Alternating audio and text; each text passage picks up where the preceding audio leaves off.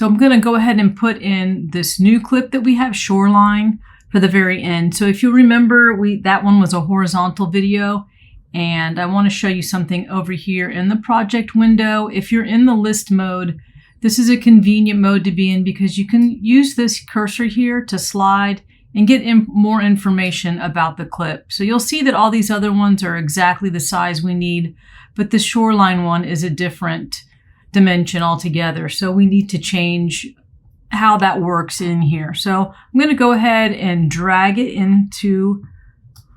down from the program monitor into the spot we need. And of course, as you see, it's way too big. So we could bring it in through the source monitor and chop it up, but we can also, this one doesn't have an audio track or anything, and actually none of these do here. So you can just drag them down in here without using the source monitor. So we are going to do that with this one. So I'm just going to drag the end of that with the selection tool and have it end right there. And so this is kind of what we get without doing anything. I want to show you some differences. So that does look fine, but I want to show you something that looks a little bit cooler. So first of all, let's reduce this because it's still way too big. We're going to click on that and go over here where it says scale in the effect controls window.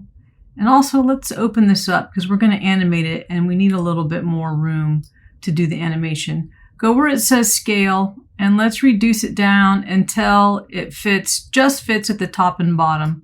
So that's somewhere around 60, 61. And now we have the full height of the video set to the same height that we already have.